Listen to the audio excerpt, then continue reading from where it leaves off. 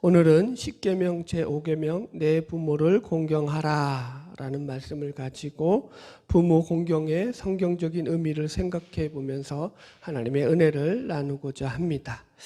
왜 우리가 부모를 공경해야 하느냐? 오늘 이 십계명, 하나님의 물론 말씀이니까 공경해야 하지만 몇 가지 또 성경적인 원리가 있거든요. 첫 번째가 뭐냐면 부모는 하나님의 대리자이고 하나님의 동역자이기 때문입니다.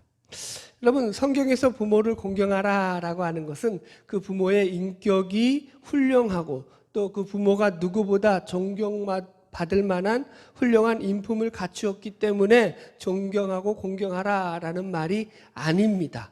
여러분, 그것은 하나님의 대리자로서 부모가 가진 가장 상징적인 그 역할과 자리 때문에 부모를 공경하라는 거예요. 그러니까 포지션이라고요. 포지션. 여러분 보세요. 우리가 그런 거 있잖아요. 아내들이요 남편에게 뭐 하라고요? 복종하라 그런단 말이에요. 왜 복종하라 그래요? 남자가 잘나서? 남자가 높아서?가 아니라고요. 포지션을 얘기하는 거라고요. 남자는 뭐야? 남편들이 아내들에게 뭐 하라? 내 몸과 같이 사랑하라. 니보다 더 사랑해. 뭐의 포지션이라고요. 포지션, 자리를 얘기하는 거라고요. 그 자리에 대한 얘기라는 걸 잊지 말아야 돼요. 그러니까 부모라는 존재는 하나님을 대신해서 나라는 존재에 생명을 준 존재라는 것입니다. 그래서 학자들 중에는 제5계명을 첫째 돌비 대신 계명에 넣어야 한다라고 주장하는 사람들이 있어요. 왜냐하면 부모가 그냥 단순한 사람이 아니라 하나님의 대리인이기 때문에 첫 번째 돌비에 들어가는 것이 맞다라고까지 그렇게 해석을 하는 겁니다. 자, 오늘 본문 말씀을 읽으면서 좀 더 이제 구체적인 내용을 들어가 보겠습니다. 출애굽기 20장 12절 말씀 읽겠습니다. 시작. 내 부모를 공경하라. 그리하면 내 하나님 여호와가 내게 준 땅에서 내 생명이 길리라. 아멘. 여기서 공경하라라는 말은 히브리어 카베드라는 말이에요. 그리고 이게 명령어로 쓰였잖아요.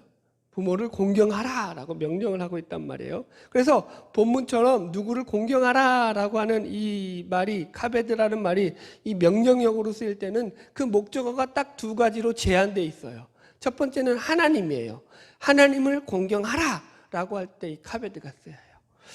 잠언 3장 9절 말씀해 보면 내 재물과 내 소산물의 처음 익은 열매로 여호와를 공경하라 라고 이렇게 말하거든요. 그래서 여기서 여호와를 공경하라 라고 할 때 이 공경하라가 카베드예요.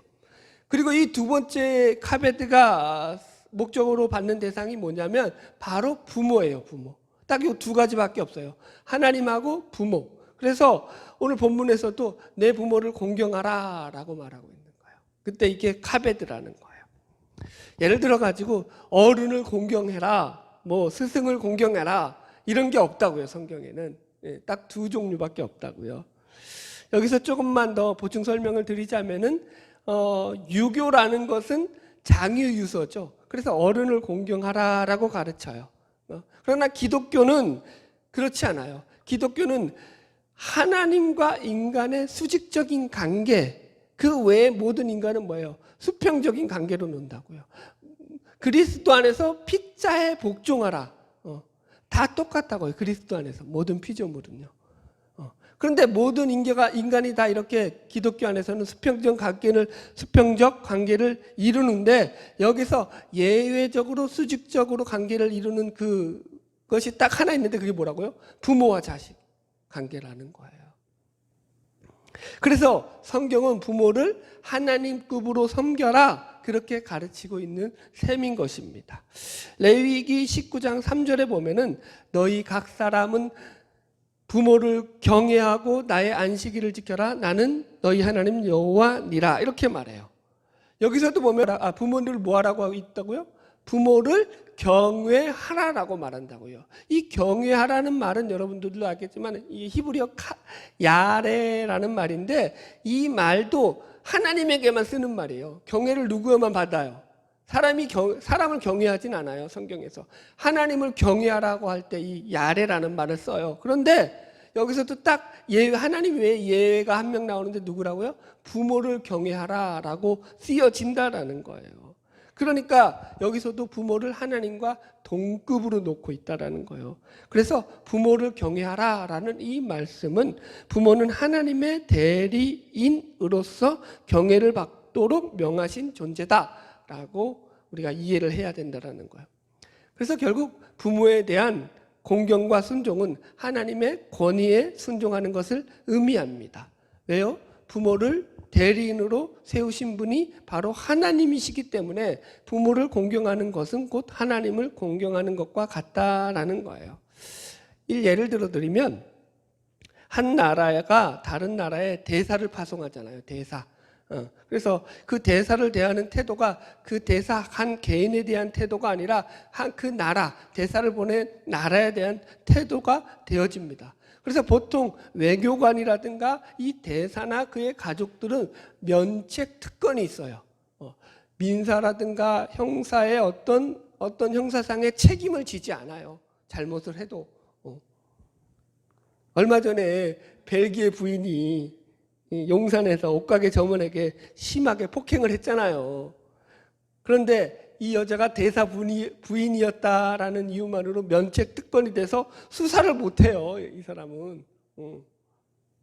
그 얘기예요. 비유가 좀 저렴했지만 여러분, 이 부모는 하나님이 보낸 대사라는 거예요. 그렇기 때문에 부모를 어떻게 대하냐라는 것은 곧 하나님을 어떻게 대하느냐라는 것과 동일하다라는 거예요. 제가 부목사 시절에 이제 어느 가정에 신방을 갔는데 그 집 가장이 맨날 술만 먹고 들어오는 거예요. 그리고는 술 먹고 들어와서 곱게 자면은 고맙겠는데 아내와 자식들을 폭행을 하는 거죠. 구타를 하는 거예요. 그래서 신방 간 날도 맞은 거예요. 그리고 이제 남편은 출근을 하고 그 전날에 맞고 이 여자 집사님이 어떻게 날짜는 잡아 있으니까 안 받을 수는 없고 신방을 받은 거예요. 선글라스를 끼고 받는 거예요. 그러면서 맨날 술 먹고 구타하는 이런 아빠를 갖다가 어떻게 아이들에게 경외하라고 말할 수 있고 공경하라고 말할 수 있겠느냐라면서 하소연을 하시면서 같이 그 가정의 아픔을 놓고 신방하면서 기도했던 그 기억이 납니다. 여러분, 성경은 조금 다르지만 이런 상황에 대한 예가 나와요. 바로 노아의 가정에 대한 예입니다. 창세기 9장에 보면은 홍수 사건이 끝나고 난 뒤 노아가 농사를 시작하여서 포도나무를 심었더니 포도주를 마시고 취하여서 벌거벗고 장막 안에서 잤다, 이런 내용이 나와요. 그죠? 여러분, 노아라고 하면 당대에 유일하게 하나님께 의인으로 인정받아서 온 인류가 홍수 18호로 멸망받을 때도 그 가족만은 유일하게 그죠? 노아의 방주에 들어가서 살아남은 가족이에요. 그런데 지금 술에 취해서 발가벗고 있다라는 거예요. 술 먹은 게 자랑인가요? 아니죠? 그러니까 지금 사실은 하나도 잘한 게 없다라는 걸 지금 성경이 얘기하는 거예요. 노아가. 그런데 문제는 그 뒤에가 발생을 하죠. 야곱의 세 아들 중에 하나인 이 둘째라고 우리가 그냥 가정을 해요, 보통 성경 주석자들은. 그래서 이 함이라는 이 아들이 아버지가 벌거벗고 있는 모습을 발견하고는 아무 조치도 취하지 않고는 그냥 나와가지고 셈과 야벳 그 형제들에게 그 이야기를 갖다가 막 떠벌린 거예요. 그래서 그 이야기를 듣고 난 뒤에 나머지 두 형제였던 셈과 야벳은 아버지의 겉옷을 메고 들어가 가지고는 아버지 하체를 보지 않기 위해서 뒷걸음질 쳐서 들어가서 아버지의 그 하체를 덮어주고는 도로 나온단 말이에요. 그리고 나서 잠이 깨서 이 얘기를 듣게 됩니다. 그래서 이 얘기를 듣고 난 뒤에 셈과 야벳은 축복을 하고 이 함은 저주를 하죠. 정확하게 말하면 함의 아들 가나안을 저주합니다. 창세기 9장 25절. 이에 이르되 가나안은 저주를 받아 그의 형제의 종들의 종이 되기를 원합니다. 여러분, 우리가 이런 사건들을 대하면서 아니 이게 도대체 무슨 대단한 일이라고, 잘못은 다 지가 해놓고는, 그죠? 당대 최고의 의인이었다라고 하는 노아가 그 아들에게 저주까지 내린단 말이냐라고 우리는 물어야 된다고요. 그게 도대체 무슨 의미인지를 알라고요, 여러분. 생각해 봤어요, 여러분들은? 안 읽죠? 그냥 생각 안 하고 읽고 그냥 넘어가죠. 성경을 그렇게 보지 말라고요. 한 절을 보더라도 한번 좀 왜 성경에 그 말이 내가 이해가 안 되면 생각을 해봐야 될 거 아니야. 그게 왜 그런 의미를 가지고 있는지를 생각해보고 읽어야죠. 할렐루야. 여러분, 지금 노아가 분명 잘못은 노아가 했단 말이에요. 그런데 저주는 그 자식이 받게 되더라는 거예요.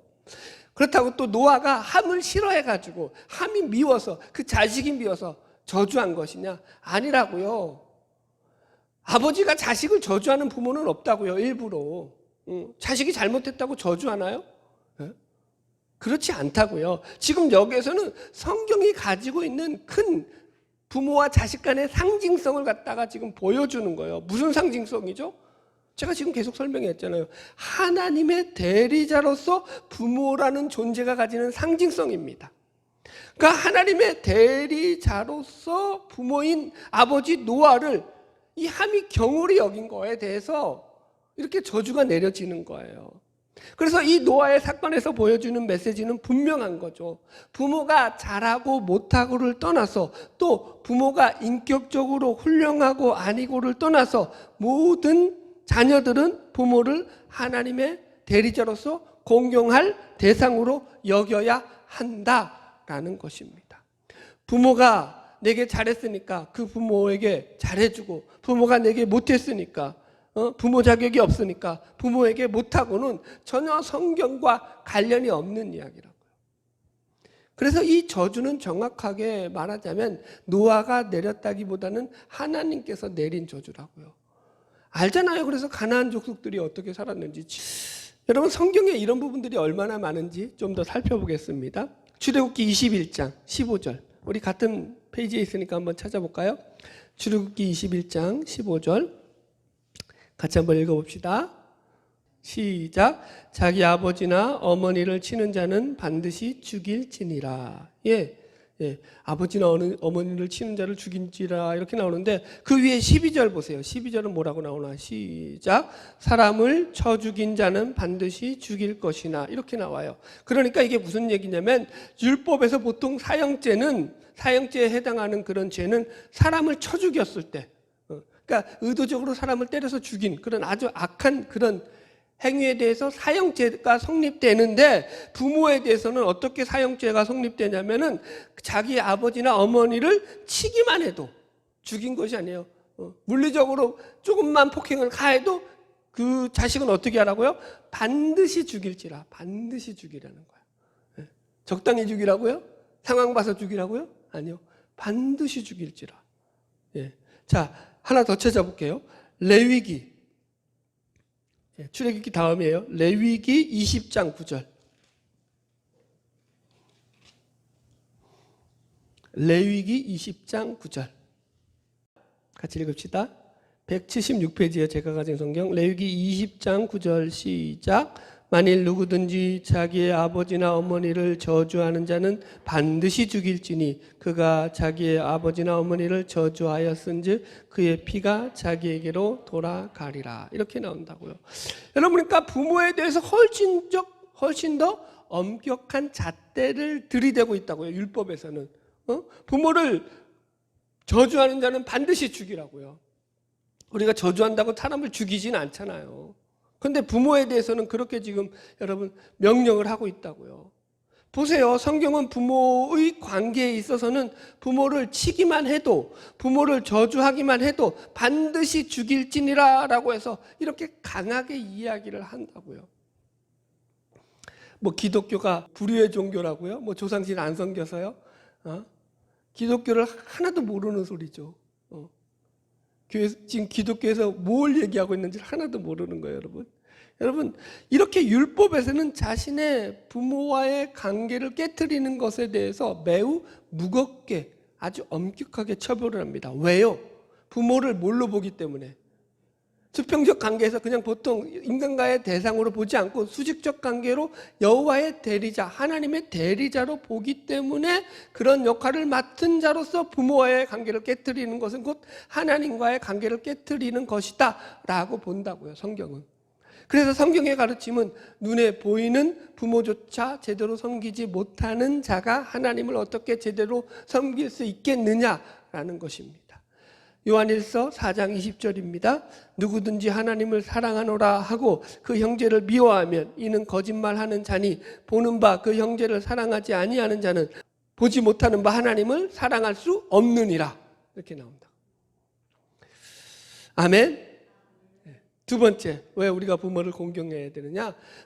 성경에서 말하는 부모는 노인이고 약자이기 때문이에요. 여기 좀 여러분들 배경 지식이 필요한데, 그러니까 영적으로 보면 부모는 하나님의 대리자로서 존귀하고 귀중한 존재잖아요. 반면에 육적으로 보면 뭐예요? 약자라고요. 노인이라고요. 여러분, 일단 이 십계명이 주어지는 대상이 누구인가 하면 장성한 성인들을 대상으로 주어진 계명이라고 보아야 합니다. 예를 들어서 내 이웃의 아내를 탐내지 말라. 이웃의 아내를 탐낸다라는 것은 그 사람이 자기에게 아내가 있는 그런 사람이란 얘기예요. 이미 결혼한 사람이란 얘기라고요. 그래서 이 십계명을 이미 가정을 이루고 있는 장성한 성인, 어른에게 주어진 말씀이라고 우리가 보아야 합니다. 그렇게 볼 때 장성한 어른이 결혼한 어른의 가정에 그 부모는 어떤 형편이 있을까요? 노인일 수밖에 없죠. 에스겔서 한번 읽어볼까요? 구약성경 에스겔서 22장 7절. 중요한 말씀이니까 찾읍시다. 에스겔서 22장 7절. 제가 가진 성경 1182페이지.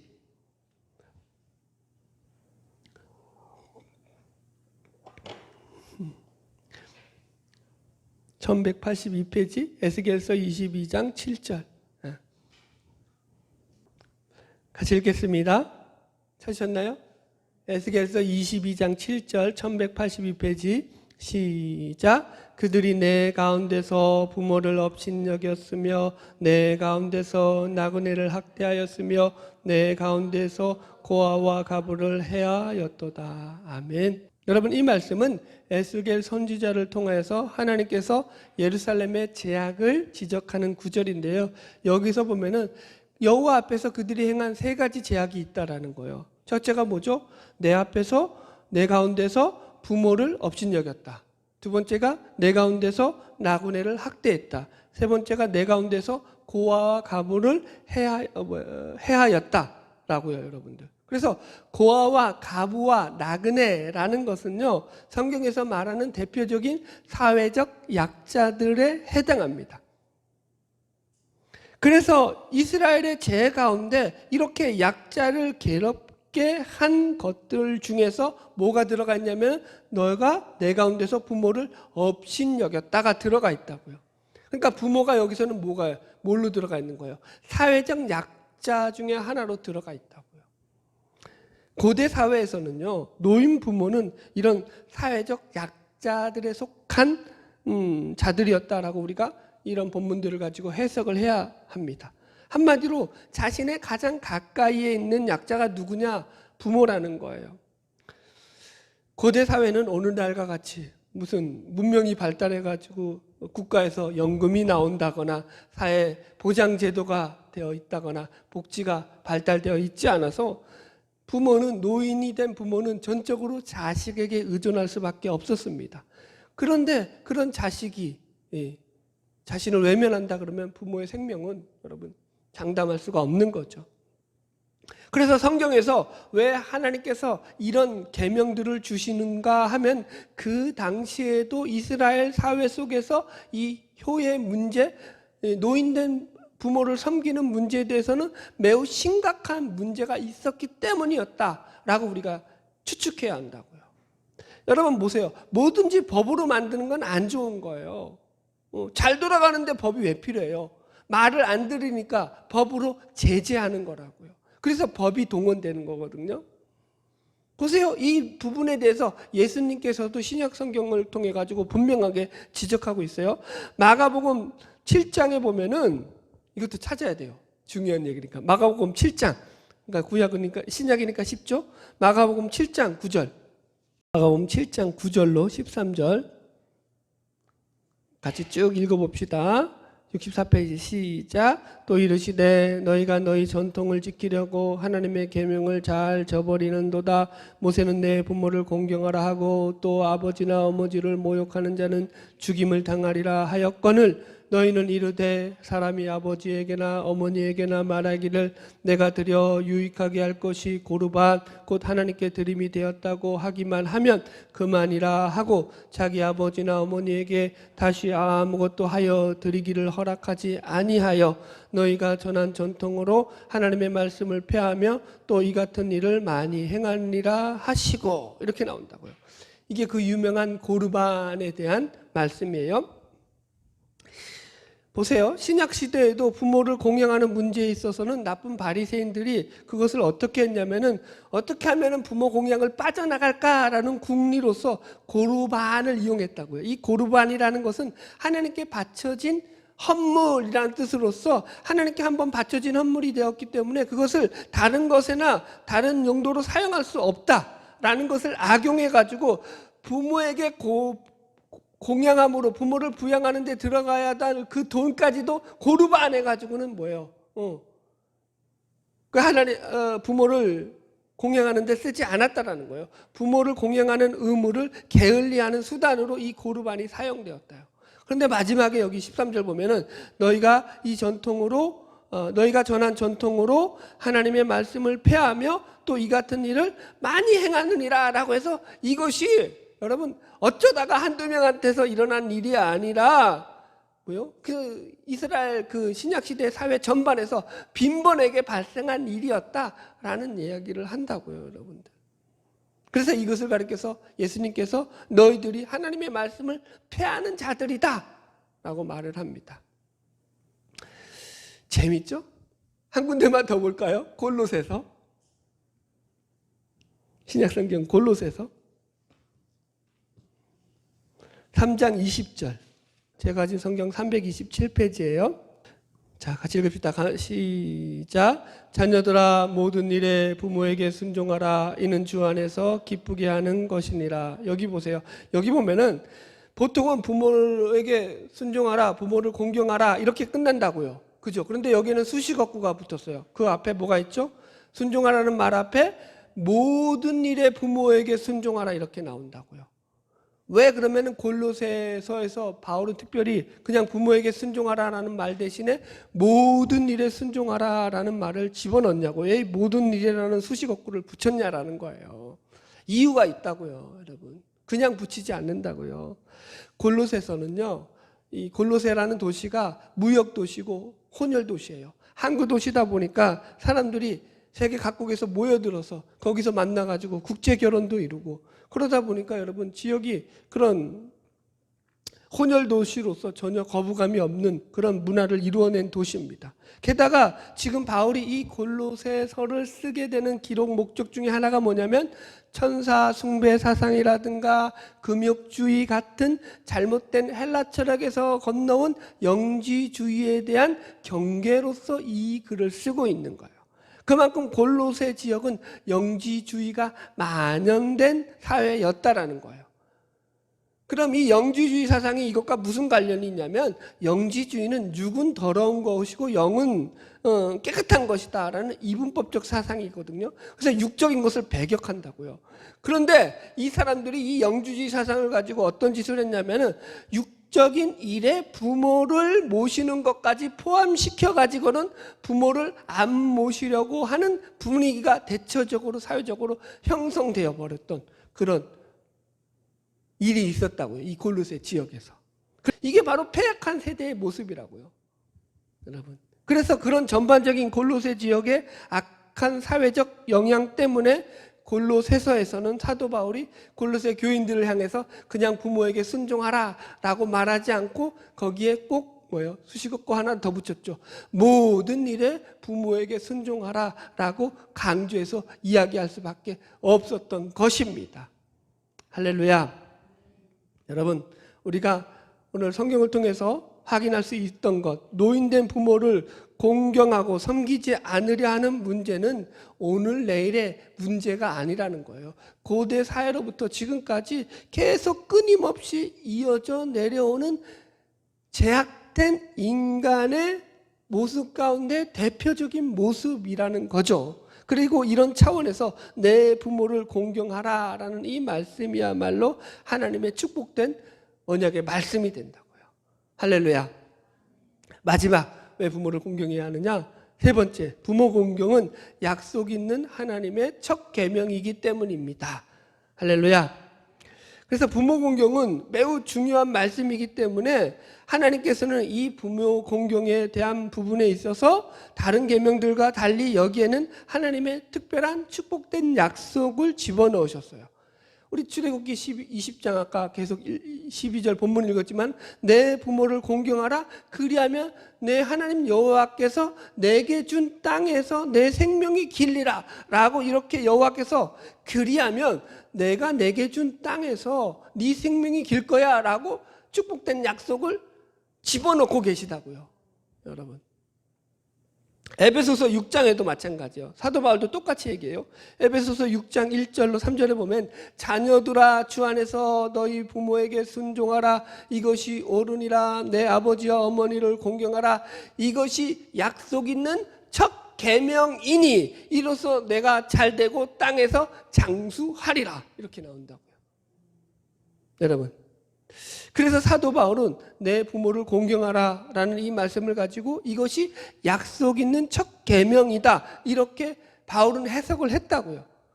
그럼 약속 있는 첫 계명이 뭐냐? 일단 10계명에 보면 약속 있는 계명은 딱 2개밖에 없습니다.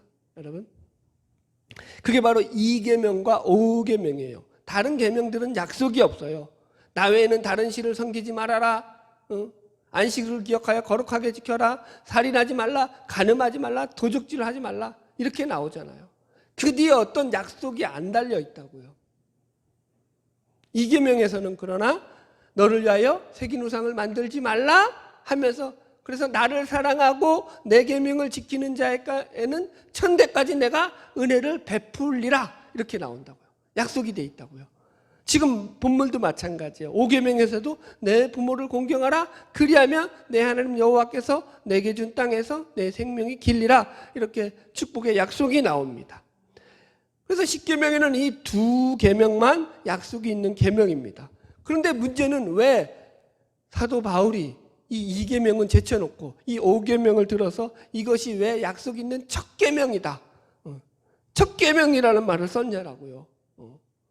첫 계명이 아닌데, 그죠? 앞에 2계명이 있는데 왜 이런 말을 쓰냐면 여기에 대해서도 대체적으로 학자들이 어떻게 생각하냐면 이 첫째라는 말을 으뜸이라는 말로 해석을 합니다. 그래서 이 계명은 으뜸이 되는 축복의 약속이 있는 계명이다 이렇게 해석을 합니다. 저도 그런 해석에 동의를 합니다.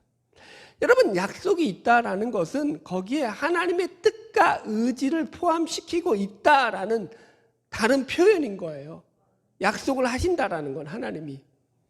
여러분, 우리 인간에서는 여러분 일반적으로 우리 이 세상적으로 보면 약속이라는 것은 쌍방간의 합의가 이루어져서 맺는 그런 일들이죠. 그래서 우리가 언제 약속을 하냐면은 내가 지킬 마음이 없으면 약속 안 하죠. 언제 몇 시까지 만나자. 그래도 뭐예요? 내가 안 가기 싫어. 그러면 대답해요, 안 해요? 안 한다고요. 내가 갈 마음과 의지가 있으니까 서로 그냥 합의를 하는 거예요. 그래서 약속을 잡는다고요. 여러분, 이게 세상적인 일반적인 약속인데 성경은 그런 약속을 갖다가 특별히 언약이라고 말한다고요. 하나님과 인간 사이에 맺은 약속이라서 언약. 그래서 언약이라는 말로 쓰는 게 더 정확해요. 세상적인 약속과 좀 구분하자는 의미에서. 그래서 이 언약은요, 세상적인 약속과 뭐가 다르냐면은 쌍방간의 합의가 아니라고요. 하나님께서 일방적으로 제정하시고 제시하신 약속이라고요. 우리의 동의가 필요 없다고요, 여기에는. 그래서 성경은 이 언약을 일방 언약과 쌍방 언약으로 나누는데 그게 쌍방 언약이라고 해서 하나님께서 인간과 서로 합의를 해서 어떤 언약을 맺으셨다라는 그런 이야기가 아니라 하나님의 일방적인 약속임에도 불구하고 그 안에 인간이 그 언약을 순종하느냐 그렇지 않느냐에 따라서 축복과 저주가 나누어진다라는 차원에서 쌍방 언약이라고 말을 사용합니다. 그래서 신에서는 언약 같은 것들이 다 쌍방 언약이라고요. 신명기에 나오는 게 다 쌍방 언약이라고요. 어떻게? 하나님께서 어떻게 하는 거예요? 네가 내 말을 듣고 순종하면 들어와도 복을 받고 나가도 복을 받고, 네가 내 말을 불순종하고 내 말을 듣지 않으면 들어와도 저주를 받고 나가도 저주를 받고. 이해하시겠어요, 여러분들? 그래서 이 하나님이 언약을 하신다라는 것은 무슨 의미가 있냐면, 그 언약을 통해서 하나님이 그 뜻을 반드시 실현해내고야 말겠다는 하나님의 강력한 의지가 담겨 있다고요. 안 그러면 약속을 안 하시죠. 왜 약속을 주시는 거예요? 그 일을 반드시 이루어내겠다라는 목적 때문에 그 약속을 준다고요. 아멘? 그래서 부모 공경에서도 그냥 너희들 부모만 공경해라 라고 끝내지 않고 거기에 약속을 주셔가지고 그 말씀 뒤에 축복의 약속을 주는 거예요. 그리하면 네가 내가 준 땅에서 생명이 길 거야, 장수할 거야 라고 말입니다. 할렐루야. 여러분, 축복만 있는 줄 아세요? 부모와 관련된 내용은 그래서 저주도 많아요. 약속이 있는 계명이기 때문에. 몇 군데 말씀드려보면 특히 잠언서에 많이 나오는데 제가 읽어드릴게요. 잠언서 19장 26절, 아비를 구박하고 어미를 쫓아내는 자는 부끄러움을 끼치며 능욕을 부르는 자식이니라. 여러분, 부끄럽게 산다고요. 부모를 여러분 쫓아내고 아비를 구박하는 자는요. 잠언서 20장 20절, 자기의 아비나 어미를 저주하는 자는 그 등불이 유암 중에 꺼짐을 당하리라. 인생이 고통받는 인생이 된다고요. 부모를 제대로 섬기지 않는 인생은. 잠언서 30장 17절, 아비를 조롱하며 어미 순종하기를 싫어하는 자의 눈은 골짜기의 까마귀에게 쪼이고 독수리 새끼에게 먹히리라. 한마디로 뭐예요? 밖에 나가서 객사한다는 얘기예요. 들짐승에 죽어서 객사해서 들에서 죽어서 들짐승의 먹이가 된다는 얘기예요. 쌀벌하지 않아요? 여러분, 제 얘기 아닙니다. 저는 그냥 성경 얘기만 하는 거예요. 뭐 전들 뭐 효도를 잘하겠습니까? 뭐 어느 인간이 효를 잘하겠어요? 제가 잘하니까 이 얘기를 하는 거예요? 아니라고요. 성경 얘기를 여러분들에게 저도 똑같은 죄인이고 여러분도 똑같은 죄인이라고요. 성경에서는 이런 기준을 우리에게 들이대고 있다는 걸 우리가 인식하고 살아야 한다고요. 그래서 우리가 죄인인 것을 알고 살라라는 얘기를 하는 거라고요. 여러분, 나는 그렇게 못하지만 그렇다고 해서 그렇게 못하는 것이 뭐예요? 합리화되고 그게 당연한 것인 양 여겨져서는 안 된다, 이 얘기를 하는 거라고요. 자, 이제 결론의 말씀을 합시다. 오늘 본문으로 와서, 그래서 이 축복의 말씀이 어떻게 주어지냐면은 출애굽기 20장 12절은 내 부모를 공경하라, 그리하면 내 하나님 여호와가 내게 준 땅에서 내 생명이 길리라, 이렇게 나와요. 에베소서 6장 2절 3절도 내 아버지와 어머니를 공경하라, 이것이 약속 있는 첫 계명이니 이로써 내가 잘되고 땅에서 장수하리라, 이렇게 나옵니다. 그래서 이 두 구절에서 공통적으로 나오는 단어가 딱 하나 있어요. 뭐냐면 땅이라는 단어예요. 땅이라는 단어. 앞에서도 땅에서 내 생명이 길리라, 뒤에서도 땅에서 네가 장수하리라, 이렇게 나와요. 이 땅이라는 말은 히브리어로 아다마, 헬라어로 이제 우리 꽃게 할 때 개 있죠. 옆으로 기는 개라는 말을 써요. 그래서 이 말은 그 말 그 자체로 땅, 토양, 흙을 말하는 거예요, 여러분. 자, 그래서 이것은 단순히 생명을 길게만 살게 하겠다라는 그런 말씀이 아니라 이 땅을 살아가는 동안에 너가 물질적인 복을 주며 너의 건강에 복을 주며 네가 이 땅 가운데 사는 동안에 내가 네 인생을 책임져 주겠다라는 말씀이 된다고요. 신령한 복의 얘기가 아니라 땅의 복에 대한 얘기라고요. 여러분도 아시겠지만 저는 땅의 복에 대해서 설교를 참 그렇게 잘 안 하는, 강조를 안 하는 목사 중에 하나입니다. 네, 워낙 그쪽으로 한국교회가 나갔기 때문에. 그런데 이 말씀은 제가 이렇게 보고 저렇게 봐도 땅의 복에 대한 얘기예요. 네 부모를 공경하는 자들에게는 내가 땅의 복을 주겠다고요. 땅의 복. 할렐루야. 결론의 말씀입니다. 내 부모를 공경하라라는 이 공경의 말씀 가운데 공경이라는 말이 히브리어 카바드라는 말을 쓴다고 했습니다. 그리고 그 뜻은 이런 뜻이 있습니다. 무겁게 만들다, 비중이 있게 만들다라는 뜻이요. 그러니까 이게 이 부모를 무겁게 만들다라는 게 무슨 말이냐면은 이 부모를 갖다가 공경하라는 것을 자기 인생에서 부모를 매우 비중이 있는 큰 존재로 여기면서 살아라라는 뜻이 된다고요, 여러분. 그래서 우리가 예를 들어서 다 자랐어, 이제 부모로부터 독립해서 개인이 잘 살고 있으니까 자기 인생에서 부모를 귀찮은 존재로 여기지 말고 아주 귀중하고 소중한 존재로, 큰 비중이 있는 존재로 여기면서 살아야 된다라는 말씀도 된다고요. 우리 신자들이 부모에 대해서 품어야 되는 가장 기본적인 생각은 두 가지예요. 그래서 첫 번째는 뭐예요? 하나님의 대리자로서 존귀 여기는 마음. 두 번째, 사회적인 약자로서 돌봐주어야 되는 대상으로서의 부모라는 거죠.